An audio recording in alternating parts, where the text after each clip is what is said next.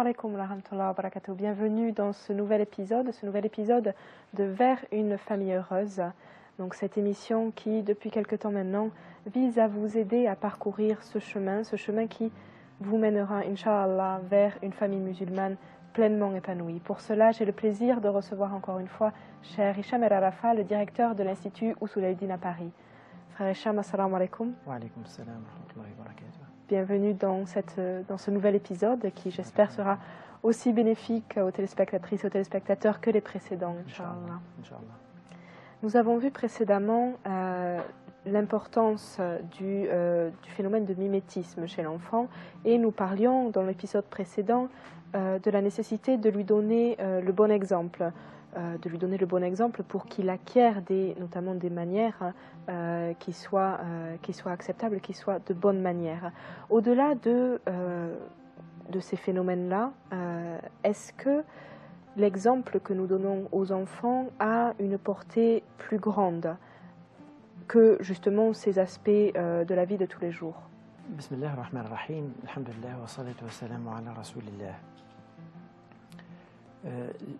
L'exemple qu'on donne à nos enfants et qu'ils voient aussi autour d'eux, que les parents donnent, mais qu'eux-mêmes ils voient autour d'eux, il peut être pris sous deux angles différents. C'est un individu qui nous influence en quelque sorte, ou qu'on apprécie et qu'on cherche à qui on cherche à ressembler en quelque sorte, même partiellement. Et ça peut prendre un autre aspect, celui de l'objectif que je veux atteindre. Là, il ne s'agit plus d'un exemple d'une personne précise, mais il s'agit d'une sorte de modèle abstrait. Oui. Quand on regarde la société dans laquelle nous vivons, et quand on voit les gens avec qui nous vivons, eh bien, ce que tout le monde vise, c'est la réussite sociale. Effectivement. C'est avoir un bon travail, une bonne position, une belle voiture. Exactement. Donc c'est ça ce dont tout le monde rêve. Oui. Et tout ce qu'on va chercher à avoir, c'est surtout des moyens pour arriver à ça. Et c'est généralement les familles vont se trouver à leur tour amenées à entretenir ce rêve-là dans l'esprit des enfants, malgré elles, ou peut-être elles ne le font pas à contre-cœur, elles y adhèrent, elles aussi. Eh bien, c'est important d'examiner cet objectif ultime à atteindre. C'est l'objectif de qui? Qu'est-ce qui vaut cet objectif? D'ailleurs, y en a-t-il un autre? Parce que c'est la question aussi que peut-être certains se posent. Est-ce qu'il y a un autre objectif? Eh bien, pour le musulman, quand il prend les choses, il essaie d'analyser, en tout cas, il ne fait pas à son tour, même adulte, du mimétisme. Il peut voir que, oui, il y a à côté de ça, il y a autre chose. Quand, par exemple, il se met sur son tapis de prière et il fait sa prière le matin ou le soir, ou ses prières. Quand le mois du Ramadan arrive et il décide de jeûner, il fait ça pourquoi? Il ne le fait pas pour avoir une bonne situation, sous l'angle matériel, ici, dans l'immédiat. Il ne le fait pas dans cet objectif-là parce qu'il n'y a aucun rapport. Mais il le fait aussi pour une bonne situation, une autre bonne situation. Ailleurs. Parce qu'il a entendu, parce qu'il a lu, parce qu'il a admis qu'il y a une autre situation également qui est importante. Alors, ce qu'il y a, c'est qu'il y a des musulmans qui vont creuser cette piste-là, l'explorer jusqu'au bout et voir comment s'articulent ces deux objectifs-là, l'un par rapport à l'autre. Quelle priorité, auquel on donne la priorité? À l'un ou à l'autre, ou aux deux, où on les met sur le même pied d'égalité? De quelle manière on gère ces deux-là? Consciemment ou inconsciemment, d'ailleurs. Consciemment ou inconsciemment. Inconsciemment, qu'est-ce qu'on va faire si on agit ou on les gère inconsciemment? Eh bien, on va adhérer au modèle de la société dans laquelle nous vivons. Ça va être ça notre objectif réel et qui nous accapare. Mais comme on ne peut pas renoncer également à notre foi et à notre attachement à Dieu, eh bien, on va laisser un strapontin pour ce deuxième objectif. Oui. On va lui laisser une place. La question, bien sûr, qui se pose, c'est que, et beaucoup voient les choses comme ça, ils disent, tiens, pourquoi ne pas joindre l'utile et l'agréable? Oui. L'utile, c'est celui de Dieu, l'agréable, c'est celui de l'immédiat. Ils pensent comme ça. La question qui se pose lorsqu'on aborde les choses de cette manière-là, c'est, d'accord, je vais essayer de viser les deux en même temps, mais est-ce que j'ai assez d'énergie à déployer qui m'amène aux deux? Oui. Et admettons que je vais le faire de quelle manière? Je vais mettre un peu plus en avant, l'autre un peu plus en retrait. Lequel? Celui que la société me propose ou celui que Dieu m'apprend? Et là, c'est la grande question. C'est là où les parents ont à faire une réflexion, et par rapport à eux-mêmes, et par rapport à leurs enfants. Et c'est curieux d'ailleurs que la question de l'éducation des enfants nous ramène presque à l'éducation des parents. Oui. Nous ramène à un questionnement chez les parents eux-mêmes. À une remise en question. À une remise en question et à essayer de se réapproprier un certain nombre de choses pour les rendre claires dans notre esprit, pour pouvoir les transmettre à nos enfants. Donc la question c'est là, c'est de savoir à quoi je vais donner la priorité. Si on plonge dans le Coran, et moi je pense que c'est ce que doit faire le musulman, c'est qu'il doit essayer d'aller voir ce que Dieu lui dit. Surtout que c'est vrai qu'on ne l'entend pas, on ne le voit pas, il est dans ses cieux quelque part, mais il nous a laissé 600 pages. 600 pages de paroles, c'est pas rien. C'est-à-dire on les met en mode audio, ça va faire des heures et des heures et des heures d'écoute. C'est qu'il y a beaucoup de choses à nous dire. Et bien quand on va plonger dans le Coran pour voir qu'est-ce qu'il nous dit par rapport à cet objectif, à ce tiraillement-là et ces objectifs possibles. Il nous dit dans le Coran par exemple, « Wabtaghi fima ataka Allahu ad-dar al-akhirah » recherche par les moyens, par le biais de ce que Dieu t'a donné, recherche à gagner, à acquérir la demeure ultime dans l'au-delà. Donc là, effectivement, il met clairement ça en premier. Ça en premier, et le reste n'étant comme moyen pour atteindre cela. Voilà, et il nous dit وَلَا تَنْسَ نَصِيبَكَ مِنَ الدُّنْيَا. Et n'oublie pas surtout, il ne dit pas surtout, mais n'oublie pas ta part dans ce bas monde. N'oublie pas, c'est-à-dire, c'est quelque chose qu'on ne va pas perdre de vue, bien sûr, mais ce n'est pas l'objectif. Ça vient après. Mais il nous dit que par les moyens, par l'argent, les compétences, les facultés, les moyens que nous avons, eh bien, qu'est-ce qu'on va essayer d'acquérir? Son agrément. En parlant au prophète, sallallahu alayhi wa sallam, Allah il dit dans le Coran, il dit,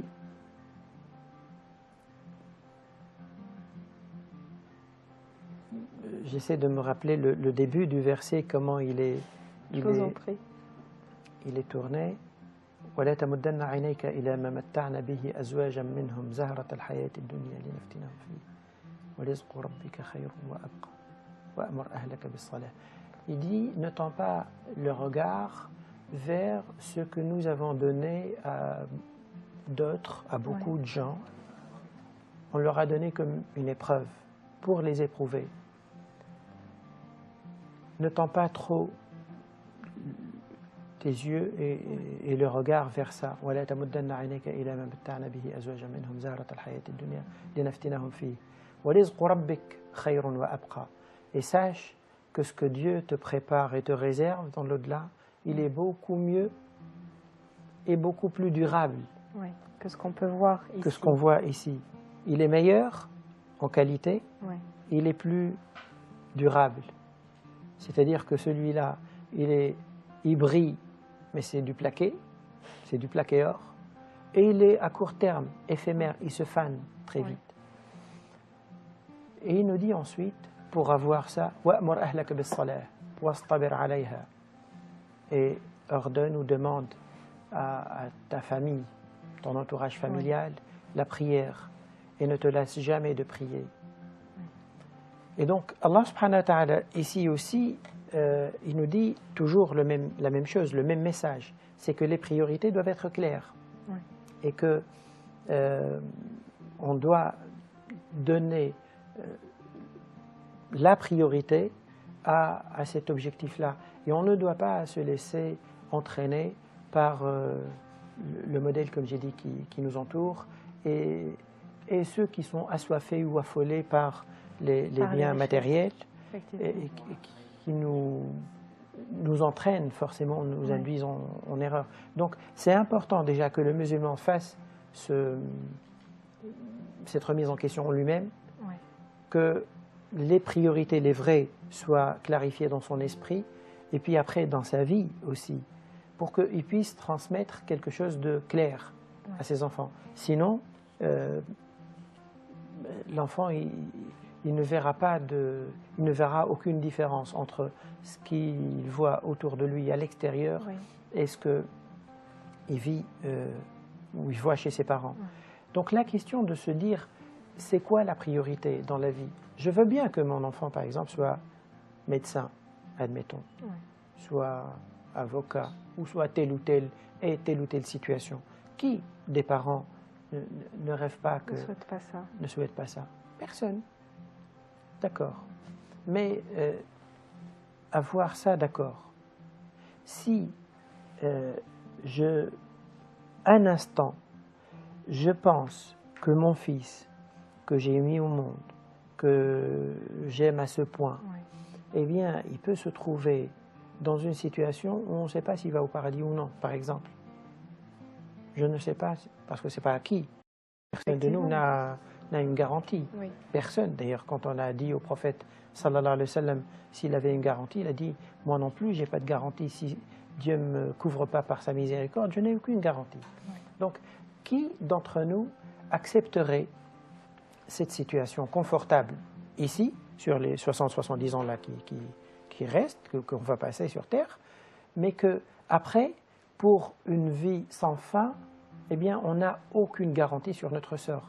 Personne. Si on prend les choses avec ce recul-là, certainement on dit oui, c'est vrai que ça mérite réflexion, et il faut voir comment réajuster ses priorités. Et ça mérite effectivement peut-être beaucoup plus d'attention finalement que les études, la carrière, les choses immédiates, on va dire. Exactement, sans vouloir dire qu'on sacrifie ou on néglige les études, bien sûr. C'est toujours une question de juste équilibre. Exactement, oui. Très bien, je vous remercie. Nous allons continuer à débattre de ce sujet-là, mais avant tout, nous allons marquer une courte pause.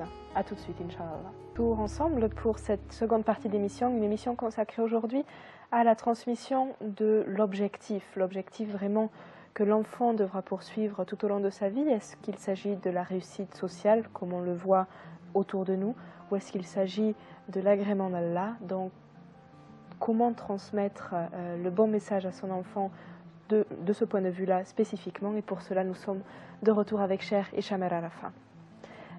Cher Hicham, nous avons vu précédemment donc l'importance, Allah nous le rappelle d'ailleurs dans le Coran, de l'objectif final qui est son agrément, et pas seulement la vie matérielle que nous pouvons avoir ici, toujours en cherchant un juste équilibre, bien sûr. Ceci étant, il peut être parfois difficile de faire comprendre à l'enfant l'intérêt justement de rechercher l'agrément d'Allah en lui expliquant l'existence du paradis et de l'enfer également, mais du paradis dans ce cas-là. Le paradis est quelque chose qu'on ne peut pas voir, effectivement, on ne peut pas précisément le décrire, on a quelques éléments dans le Coran, effectivement, mais comment transmettre l'importance de cette étape-là, de la vie d'après? Alors, c'est vrai, c'est sûr qu'on ne peut pas lui donner de manière concrète ni des preuves, ni des échantillons, ni un moyen qui lui fait sentir c'est quoi le paradis. Mais il n'y a pas que ça, qu'on ne peut pas faire rendre accessible à l'enfant d'une manière parlante. L'enfant à l'école primaire, par exemple, il arrive à admettre d'une manière indiscutable la constitution de l'atome, de l'électron, du proton, de la cellule. Et pour lui, c'est une évidence qu'il ne met jamais en question. Il ne verra jamais dans sa vie ni de cellules, ni d'électrons, ni de protons, ni d'atomes. Il ne verra jamais ça. Mais à force, qu'est-ce qui a fait que c'est devenu concret dans sa tête, comme s'il les touchait? Eh bien, à force de répéter, à force de lui montrer des images, mais de lui répéter. Eh bien, je pense que ce processus-là de dire et redire et redire et répéter d'une manière sûre. Oui, pas être hésitant sur ce qu'on raconte. Alors, sauf si on est hésitant soi-même, dans ce cas-là, bien sûr, on ne peut pas. C'est sûr que le problème est à régler en amont. Oui. Mais si on n'a pas le moindre doute, si on est sûr, comme si on voit, eh bien, on peut transmettre ça. L'enfant le sent dans notre façon de dire, de parler et de redire. Mais alors, il n'y a pas que la parole. Parce que quand on dit que le paradis est important, ça, ce n'est pas quelque chose qu'on dit, c'est quelque chose qu'on vit. C'est-à-dire les adultes eux-mêmes, les parents eux-mêmes, s'ils vivent réellement que ça, c'est important, eh bien, ça va se voir un peu dans leur rythme de vie, au quotidien. Il prend le Coran, il lit, qu'est-ce qu'il fait, pourquoi il fait ça? Eh bien, voilà, je fais pour ça. Il se lève et il prie. Et au-delà de ses prières, il fait des prières supplémentaires, comme des heures sup, parce que ça lui parle, parce que ça rapporte quelque chose. Quand dans la tête, dans la conscience de l'adulte, homme ou femme, père ou mère, la place, la valeur du paradis est suffisamment claire, eh bien ça va se voir. Ça va transparaître. Ça va transparaître. Et après, il suffit qu'il le dise de temps en temps pour que ça se sache. Mais en plus, il va le dire également en invitant son enfant, même en bas âge, à venir, tiens, viens, assieds-toi, répète avec moi cette invocation. Alhamdulillahi, Alhamdulillahi, Allahi, At'amana, etc. On lui fait répéter des choses comme ça. Pourquoi et on lui explique pourquoi on fait ça. Oui, effectivement, ce ne doit pas être seulement mécanique, une machine à répétition. Il faut vraiment que l'enfant saisisse l'importance. On va lui donner, bien sûr, des éléments qui lui permettent d'avoir une sorte de carte complète dans lesquelles les informations sont liées. Et c'est qu'on fait ça, c'est pour Dieu, et c'est pour nous, c'est pour qu'il soit satisfait de nous, pour qu'il soit content de nous. Lui, d'ailleurs, il ne nous fait jamais de mal, il ne nous fait que du bien. C'est lui qui a fait ci, qui a fait ça, qui nous a donné, etc. Et donc, c'est bien d'être bien avec quelqu'un qui est toujours bon avec nous. Donc, il y a moyen de faire sentir à l'enfant ce concept du paradis. Je ne vois pas de différence entre ceux qui avaient vécu à l'époque du prophète sallallahu alayhi wa sallam et qui avaient compris la question du paradis. C'est pas seulement ils l'ont compris, mais c'est devenu presque quelque chose qu'ils vivent au quotidien. L'intérioriser. Exactement. Et d'ailleurs, c'est pas que des adultes, c'est des enfants. C'est-à-dire, juste un exemple, quand la société musulmane qui entourait le prophète sallallahu alayhi wa sallam se trouvait des fois dans des situations dures, elle est attaquée et qu'il faut se défendre, eh bien, les musulmans savaient que défendre allait donner leur vie s'il faut pour défendre leur société, leur pays, leur ville, leur foi, leur religion, etc. C'est l'acte le plus héroïque et le plus généreux et l'acte le plus méritoire qu'on puisse faire. Eh bien, à force de vivre dans cet état d'esprit, les enfants ont pris ça et se trouvaient des fois, quand le prophète sallallahu alayhi wa sallam faisait inviter les gens à venir se préparer autour de la Kaaba pour aller partir, ou sur une scène publique pour aller partir défendre leur ville. Il arrivait que des enfants de 14 ans, de 15 ans venaient vouloir participer Oui. également à leur tour. Et le prophète sallallahu alayhi wa sallam, il ne les acceptait pas et ils partaient en pleurant. Oui. Parce Parce qu'ils ont qu'ils avaient conscience justement de l'importance. Bien sûr, parce qu'ils n'allaient pas partir en promenade. Ils savaient qu'est-ce qu'il allait faire. À Oui. 14 ans, ils savaient ce qu'il allait faire. Et ils savaient c'est quoi la récompense. C'est Oui. pas des fous, c'est pas des gens énormes. Non, non. Pour eux, ils pensent en termes de récompense concrète. Pour eux, c'est comme la cellule, entre guillemets, comme l'atome. C'est Oui. une réalité. Oui. C'est une réalité. C'est la meilleure chose qu'on peut viser. Oui. C'est mieux que tous les biens de la terre. Donc même un enfant, on peut... Quand les parents sont réellement convaincus, et pas seulement convaincus intellectuellement, mais qu'ils le vivent, Oui. Forcément l'enfant va le sentir. Effectivement, vous dites qu'ils le vivent également, pas seulement que ce soit dans les paroles, dans la tête, mais effectivement que dans les moindres détails de la vie, ce soit perceptible. Est-ce que vous avez d'autres conseils peut-être à donner pour aider justement les parents à transmettre cet objectif à leurs enfants? Alors, je vais donner un exemple concret, par exemple, qui s'était produit à l'époque du prophète sallallahu alayhi wa sallam. C'est un témoignage qui est rapporté par celui qui l'a vécu. Oui. C'était un jeune qui devait avoir 15-16 ans. Rolem, à l'époque, on parle de Rolem, quand l'enfant atteint à peu près cet âge-là. Oui. Il y a quelqu'un qui s'appelle Rabi'a, qui avait décidé d'aller se mettre au service du prophète sallallahu alayhi wa sallam, lui tenir compagnie et l'aider dans les besoins quotidiens. Oui. Surtout qu'à l'époque et dans le contexte dans lequel il vivait, pour faire les ablutions pour se laver, eh bien on fait peut-être 500 mètres, 1 kilomètre pour aller chercher de l'eau. Oui. Donc on ne tourne pas un robinet, on a l'eau chaude comme aujourd'hui. Et donc lui, il voulait être utile pour le prophète sallallahu alayhi wa sallam. Il disait que je lui tenais compagnie toute la journée jusqu'à ce qu'il fasse la prière de l'Aïcha le soir et qu'il aille se coucher. Et moi, je vais rester pas loin de sa porte. Oui. À la mosquée, les portes du prophète sallallahu alayhi wa sallam donnaient directement sur la mosquée. Donc il restait à la mosquée, pas loin de sa porte, et il guettait en quelque sorte s'il se réveille qu'il a besoin de quelque chose. Il disait de temps en temps, j'allais m'approcher de la porte et je l'entends dire Subhanallah wa bihamdihi. Il glorifiait Dieu, il priait en fait. Oui. Il dit, j'attends un petit peu jusqu'à ce que je fatigue et je repars m'asseoir ou m'allonger. Et quand le prophète sallallahu alayhi wa sallam, un jour, il a remarqué comment j'étais tout le temps autour de lui, je guettais ses besoins, oui. Il m'a dit, Rabi'a, salni, a'tika, demande-moi si tu veux quelque chose et je te répondrai. Il lui dit, donne-moi un petit délai je vais réfléchir. Il dit d'accord. Et il part. Et il se met à réfléchir, qu'est-ce que je peux demander au prophète sallallahu alayhi wa sallam? Il s'est dit lui-même, Rabia, ce jeune-là, oui. Il s'est dit, je me suis dit que cette vie-là, elle est courte. Elle est éphémère. À 16 ans, il pense déjà, il a cette maturité-là. Qu'à 60 ans, beaucoup n'ont pas. Oui. À 60 ans, ils sont à 2 pas. Il dit, mais je suis encore jeune.